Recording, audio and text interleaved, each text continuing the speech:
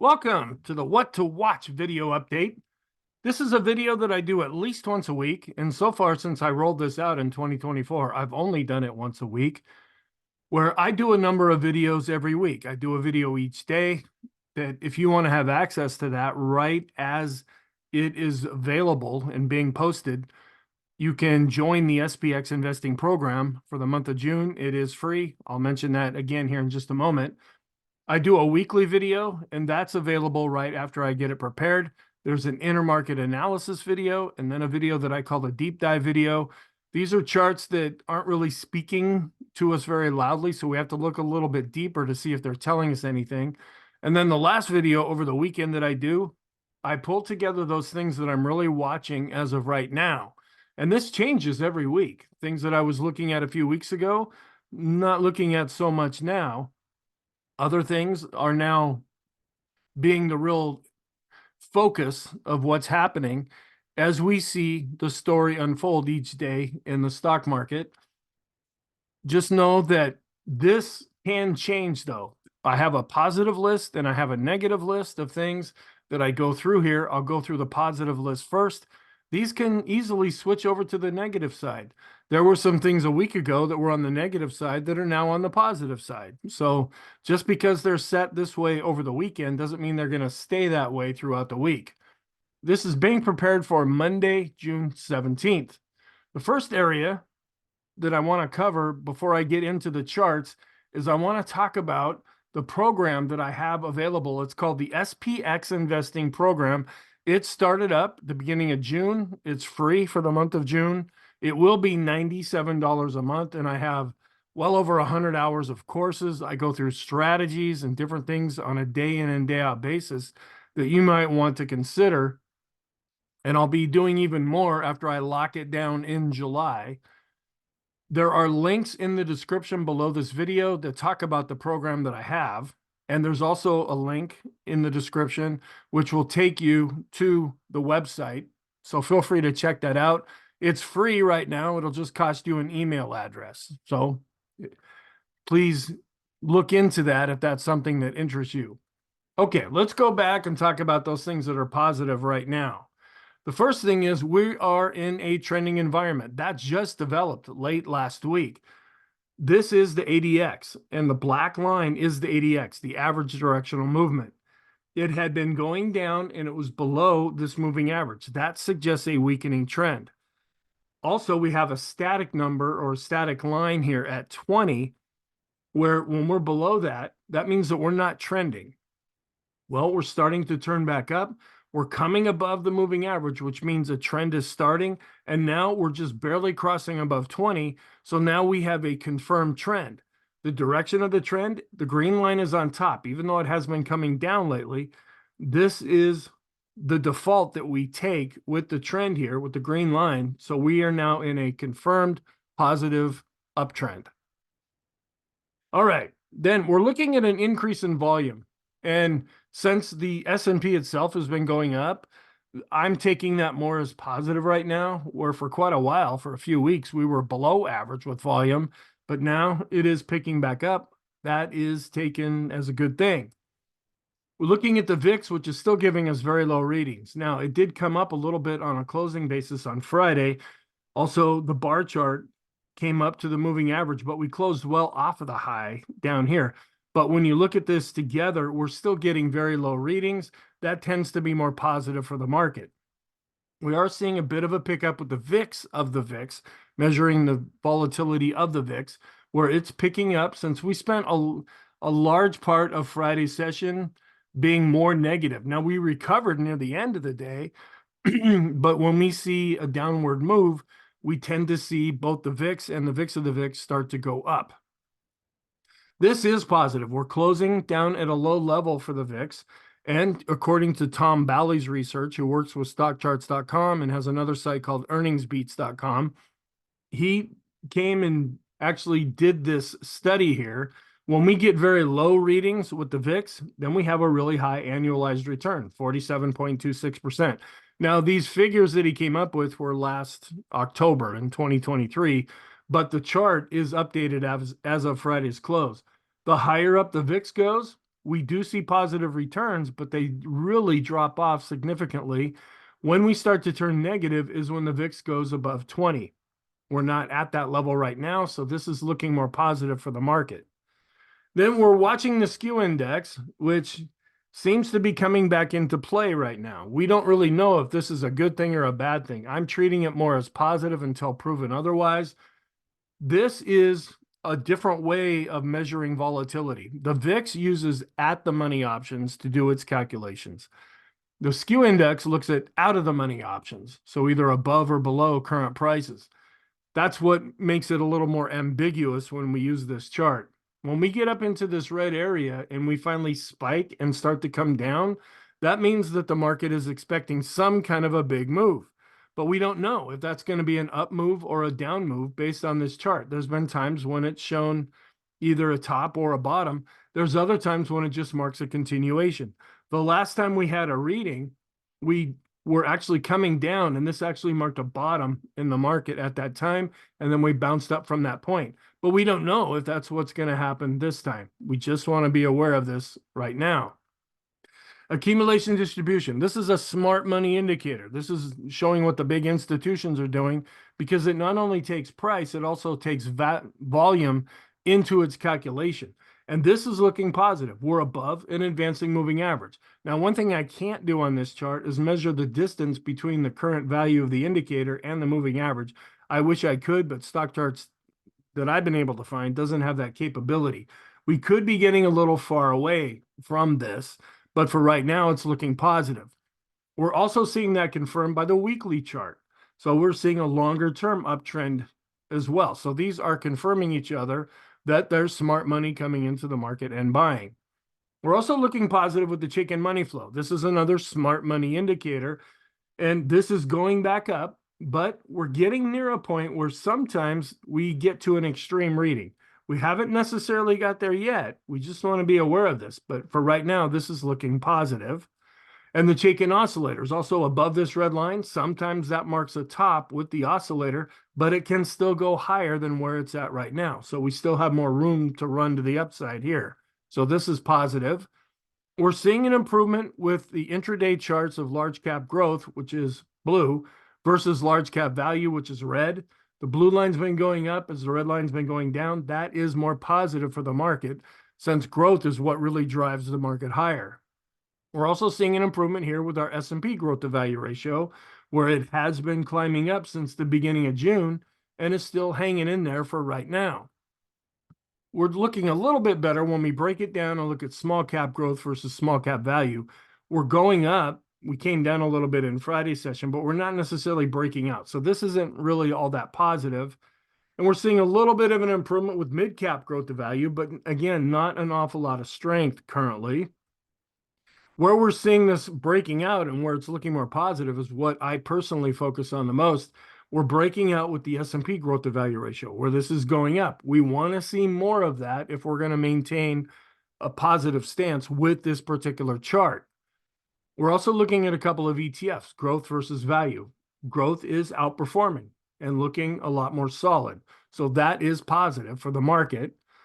When we look at discretionary versus staples, we're coming up a little bit, but we did come down on Friday, but we haven't really broken out here. So even though this is positive and showing some improvement, it's not really showing an awful lot of strength. And it's not that discretionary is doing all that well. It's been chopping sideways. It's that we've been seeing recent weakness in staples. So when you look at this ratio, this is going up because staples have been going down recently. We look at our growth of value studies here. We look at the Qs to S&P. That's looking pretty good. But when we look at discretionary to the S&P, this is looking pretty bad. But when we look at large cap growth versus large cap value, we are seeing an improvement. And this is more positive for the market. But we're concerned about the discretionary sector. We look at the large caps, which are looking better. A little bit of an improvement with the mid caps, and a little bit of an improvement with the small caps currently. It's the large caps that I mainly focus on. We want that to be nice and healthy. When looking at our double and triple exponential moving averages based on 20 periods, we're still going up. The lines are going up, even though we've dropped back down in between these two lines. If we can stay above this, that means that the short-term trend is still looking positive. We look at the 50-period double and triple exponential moving averages. We're above the blue line and the red line, and both lines are going up. So that's more positive for the intermediate term. We look at a regular set of moving averages here, a simple and exponential moving average, and we're above both of these lines right now. So that's positive. If we see some weakness, we'll be seeing if the 20-period moving averages provide some kind of support. We're above all the plotted moving averages that I look at, and that is positive for the market. So when you look at this based on a trending basis, we're looking pretty good right now. We're also looking pretty good here with the Staples to Tech ratio. When this goes down, that means Staples is underperforming. You could also say that Tech is outperforming, and this ratio declining recently has been giving some support to the market. We look at 1 to 3 month T-bills, which you could call cash. We compare it with 3 to 7 year bonds. This had been going up, which is causing us some concern.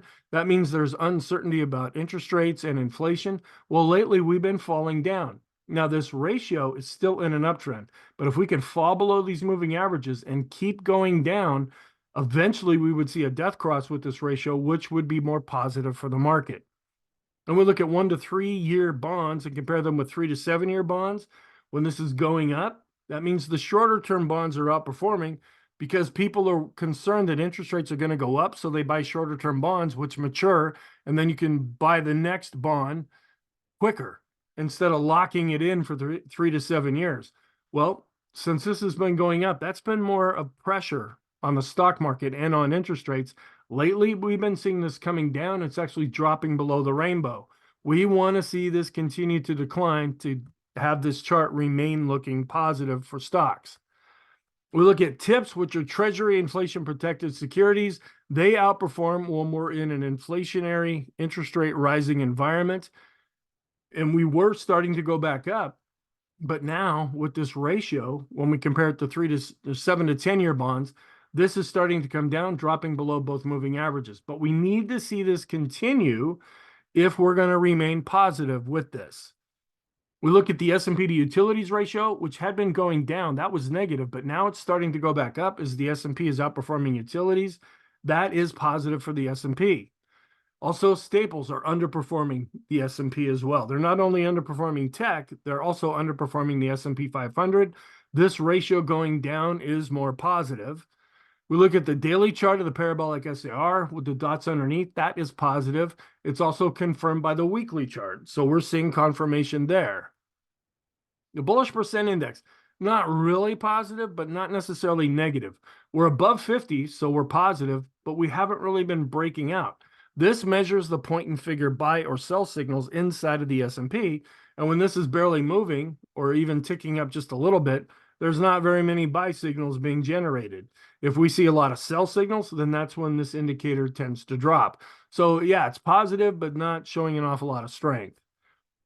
On a momentum basis, though, our oscillators are turning back positive. I have 2 short-term oscillators here, the slope and TSI. They're turning back positive. Then I have 3 intermediate-term oscillators, the MACD, the PMO, and the PPO. They are turning positive. The long-term oscillators, the TRIX and the KST, they're also starting to turn up. So on a momentum basis, we continue to look positive. The vortex, another indicator that I rely heavily on. When the green line's on top, we are positive. It came down a little bit on Friday, but the fact that it is on top is positive. And we look at a cumulative measure of S&P 500, the advanced decline line based on price, and it's coming down. Now that you could take as more negative because the S&P is setting recent all-time highs and we're not seeing that confirmed based on price. So that's a negative thing you can look at here. When I drop down to volume, even though we had a down day and we're falling based on price, we're holding up better for right now when we look at this cumulative measure based on volume. So there's a positive thing in this chart and a negative thing in this chart. Large cap growth is coming back and setting all-time highs. And that's what's really driving the market. We look at the large caps really outperforming the small caps. So we're seeing this ratio going up, which has been really helping the market. The NASDAQ is setting all-time highs after Friday. The NASDAQ 100 is also setting all-time highs. We have the momentum for the NASDAQ 100, which is positive. And this had been negative, but we finally saw the NASDAQ 100 bullish percent index cross back above 50, and it's advancing. So this has switched over from being negative to positive now. We want to see it continue to go up. The Wilshire 5000, which is a broad market measure, just coming off of setting recent all-time highs. We're also looking at another broad market measure, the total US stock ETF. That is coming off of recent all-time highs as well. The FANG index setting all-time highs recently. These are the really big stocks. The semiconductors also coming off of setting recent all-time highs. The tech sector is looking really solid right now. When we compare the tech sector with 3 to 7 year bonds, the tech sector is outperforming. It's well above the rainbow. We look at another ratio when we're above the rainbow like we are now. That means that the market is anticipating a soft landing. That means that we won't necessarily go into a recession. A hard landing would mean that we are going to go into a recession, and the market is pretty confident that won't happen. That can always change. This is an inverse of a chart we just looked at where we're showing how bonds are underperforming. To be more positive, we want to continue to see this ratio decline. On a longer term basis, the NASDAQ 100 is above this trend line going back to 2009. So that's longer term positive. And I'm not sure, and I've been mentioning this in some other videos, what are the perma bears going to do about this? Because they thought they found the holy grail to what was going to happen in the market.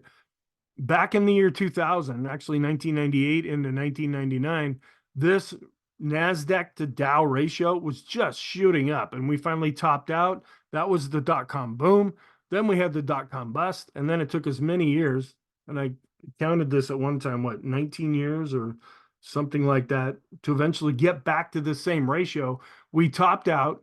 That was the end of 2021, and then we went into 2022, which was a pretty challenging year for investors. Then we came back up to this ratio, and the perma bears are like, oh yeah, baby, we're going to come right up here. This is going to be as high as we're going to go with this ratio, and then we're going to turn and go down, and everything's going to fall apart. Well, that's not happening. In fact, we're setting new highs with this ratio right now, so this is still remaining more positive. We see a very, very similar thing here with the NASDAQ 100 or QQQs to the small caps. This is breaking above this blue line and setting new highs with this ratio. Semiconductors also breaking above this blue line and setting new highs. So we're seeing confirmation in different areas here. We look at the Qs and then compare that with 3 to 7 year bonds. The Qs are really outperforming right now, which is the NASDAQ 100. The broad market is also outperforming 3 to 7 year bonds. Another broad market measure looking at shorter term bonds. This is the S&P 1500. It is looking positive as well as stocks are outperforming bonds. We have been seeing the 10-year yield really coming down this last week, and that has been giving support to stocks. Now we jump over and look at the negative side. Yes, there are some things to be concerned about and possibly quite concerned. We are going down with the fear and greed index. Even though we're setting recent all-time highs with the S&P, we're seeing sentiment dropping lower. That's because we're seeing a lot of negative divergences in the market right now, and the indicators that we use to write this chart and develop what we see here, they're actually declining because we're not seeing broad participation in the stock market right now. It's just a few big stocks that are really driving the market, specifically NVIDIA.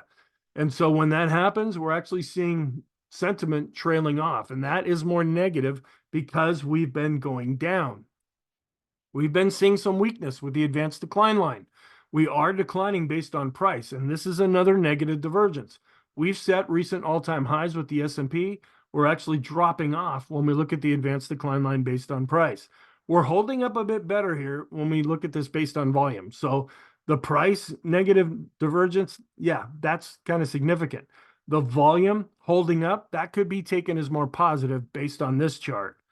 And we're seeing a little bit of an expansion of the new lows and a real contraction of the new highs. We were looking better, but now our 5 period is starting to roll over. We're also starting to turn back down with our 10 period. This is showing that there's not a lot of internal strength. Now, this could change. We get some good solid up days. We see a breakout of the new highs and a contraction of the new lows. That could help this look better. But for right now, we can only go with what we're seeing. And this is showing some internal weakness in the S&P. We're also looking weaker when we look at the advanced decline ratio. Both the short term, which is the blue line, and the intermediate term, which is the red line, they have now both dropped below zero, even though the S&P is coming off of setting all-time highs. We're looking more negative here. This is a similar chart than what we just looked at. We have actually gone negative when we look at the advanced decline ratio based on price. We were looking more positive because we were still above zero based on volume. Now we're starting to drop below zero with this indicator. So this is turning more negative. And then this is a newer chart where I have the S&P 500. This is the black bar chart. And then I have the NYSE advanced decline line. We're seeing a negative divergence here, where we're going up with the S&P, and the advanced decline line with the broad market is actually declining. That's another negative divergence. We look at the moving averages, both on the 20, 50, and 200, and they are all declining just when you look at it based on the S&P 500. This isn't measuring what's inside the S&P. This is measuring the price action of the S&P itself. So we're seeing some weakness here. Now, the momentum, as I pointed out on the positive side, one of those indicators is the PMO, and that's looking really good. It's above its moving average and going up. But when you break it down based on price and volume, it is actually negative. Then we look at the studies of the PMO, showing that the PMOs inside the S&P 500 are declining. The buy signals are declining, and we're leveling out, but starting to possibly decline with the PMOs that are actually above zero, that are positive. Then this is another negative divergence. Stocks inside the S&P, how many of those are above their 20-period moving averages? We're below 50 and declining. We're setting all-time highs with the S&P, and this is going down. That is a warning sign and a negative divergence. And the study that we looked at, we're wondering, we saw a real thrust up here, and now we're seeing some weakness. Now, a year ago, we're kind of comparing it to what happened in March of 2023. We saw a similar thing here where we chopped down around where we're getting current readings before it really started to go to the upside. We don't know if that's going to happen this time, but for right now, this is still working off of a positive signal, but we need to see this turn back up if we're going to maintain more of a positive stance in the short term. Looking at the stocks above their 50-day moving average inside the S&P, this is dropping below 50 and declining, even though the S&P has been going up. We're also dropping below 50 with the 100-period moving average study. That's another negative divergence. Now, we're still positive with the 200, but we are declining. So we're seeing a lot of internal weakness starting to develop inside of the S&P. The McClellan oscillator, the S&P has been going up. This is negative and going down. That's a short to intermediate term negative divergence. So that means that the summation index based on price and volume continue to decline. This is not what you want to see when you're setting all-time highs. This is more intermediate to longer term intermediate term with this indicator. Then when we look at a broad market measure, the NYSE McClellan oscillator is below zero and declining. So the summation index for the NYSE is declining based on price and volume. The Swenlin trending oscillator, it had a positive side and a negative side a week ago. Now it's turning more negative. We're declining and below zero based on price, and also dropped below zero based on volume. The cumulative advanced decline line for the NYSE really dropped off in Friday's session. We look at a regular advanced decline line where we're coming down to the moving average. So it's declining, so that's negative, but this may provide some kind of support for the advanced decline line. This is another NYSE advanced decline line, which is calculated slightly in a different way, and we're coming down to the moving average here after declining. The NYSE common stock based on price is declining. We're also declining based on volume. You could pick out something positive here and see where price is going down faster than how we're seeing it going down based on volume. But I picked that out recently over the past few months, and it really hasn't been that insightful.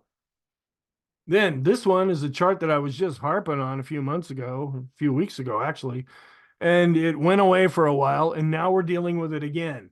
This is a weekly chart of the S&P, and then these are pivot points. The cool thing about pivot points is they're on the chart before we even get there based on price or looking at this. When we set these pivot points, they last for the whole quarter. So they're there. They're just sitting there, and then we come up close to this based on price. We are coming up to this R2 level. Now, are these important? Well, we came up out of the COVID plunge. We hit one of these pivot points, and that was the high that we set in 2021, And then boom, we went into 2022, which was a down year. We finally started clawing our way back. We hit another one of these pivot points and then boom, had a 10% correction. Now we've been coming up. We got above R1, and this is when I was really talking about it a lot. We got above it, then we looked like we were clearing it. Then we came back down, fell below it as we saw some weakness. Now we were able to get back above this. Now we're dealing with the next one. Are we going to see this act as overhead resistance? This is at about the 54.31 level. Now, the reason why this is negative is we're still below this level. So it's negative until proven otherwise. When we can get above this, now this is a weekly chart, so we're not going to know for a week. If we even get above this level, we have to stay above that and close above it for the week for this to switch from being negative back over to positive. Then looking at the NYSE new highs minus the new lows, we've been positive for pretty much all of 2024. Now we're starting to drop more negative, suggesting some broader market weakness. Also taking a 5-period moving average of the highs minus the lows, and not just looking at the NYSE, we also look at the Amex and NASDAQ. We're dropping below zero here. That's showing some broad market weakness. The mid caps, which have been a stronger part of the market, we actually bottomed here in April and saw a really nice bounce.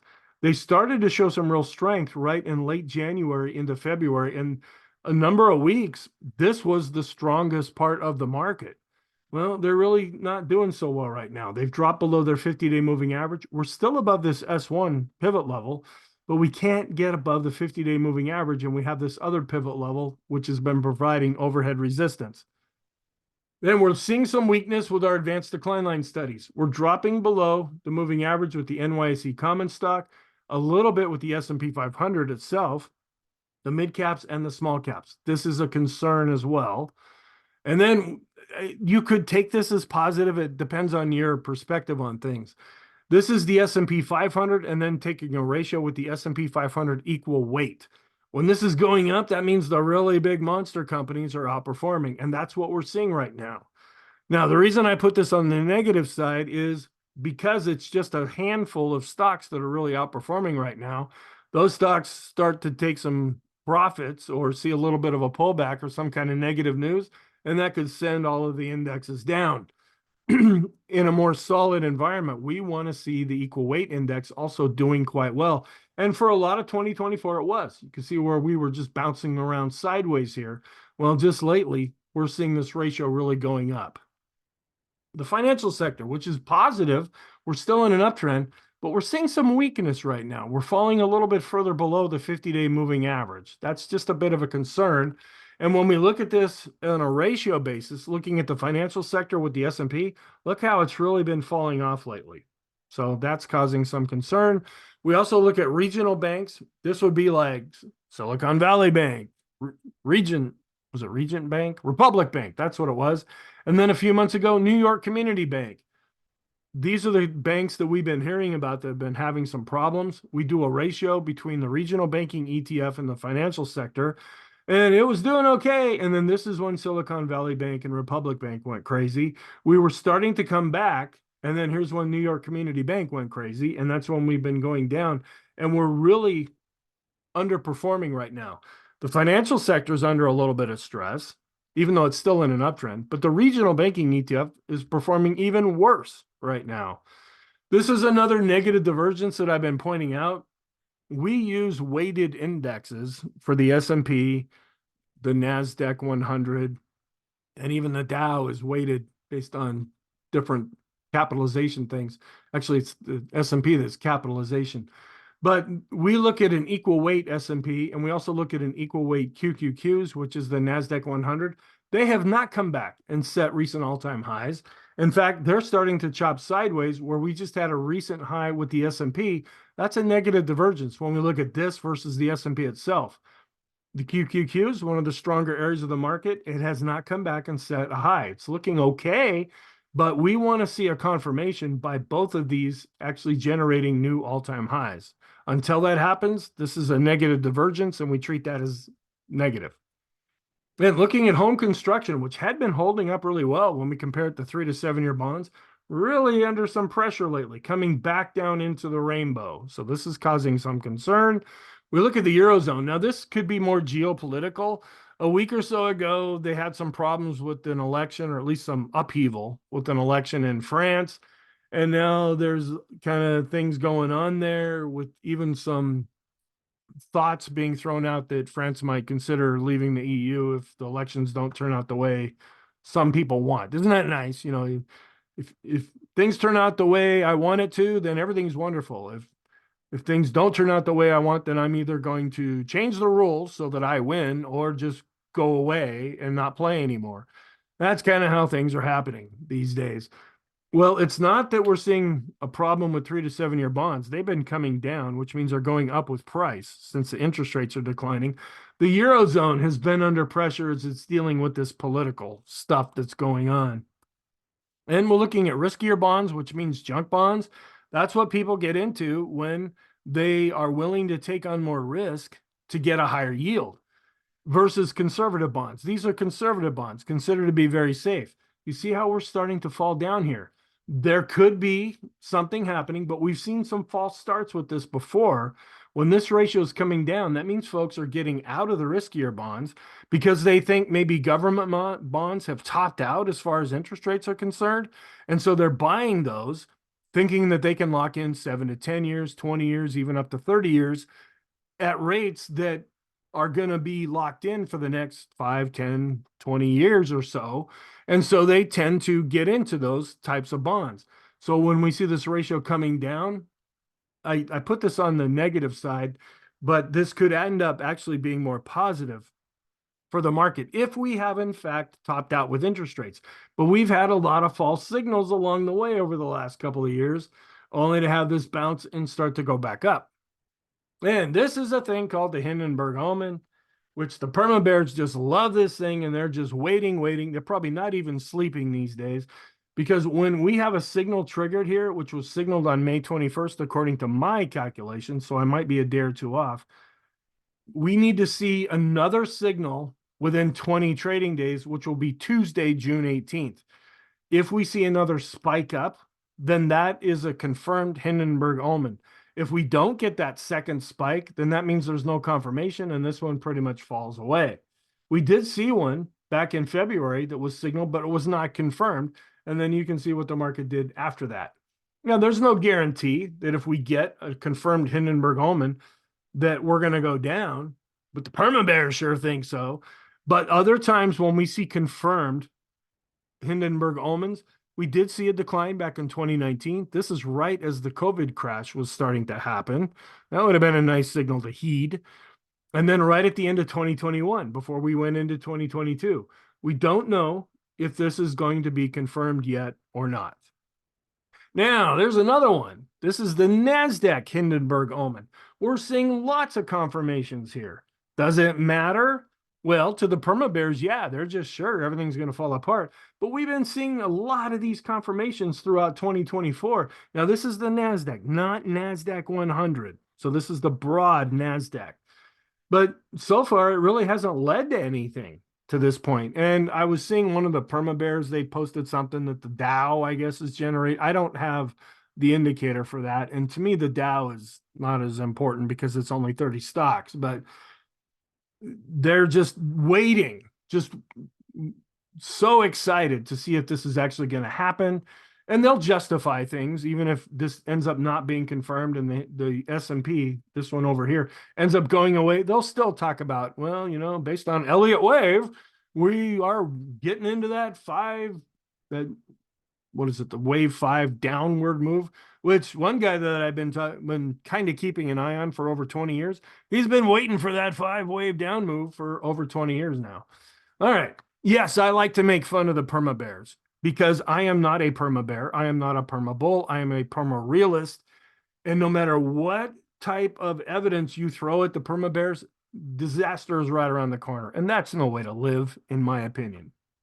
All right. We're still looking at the US dollar being in an uptrend. It did get back up into the 105 range. The dollar going up could be pressuring stocks. As it was coming down here for a few days, that was actually giving a little bit of support to stocks. Thank you. I really hope you found this helpful. I hope you're having a wonderful weekend. Please feel free to check out the SPX investing program. It's all free for right now. But even if you don't, I still hope you have a wonderful weekend, and I will talk to you in the next video.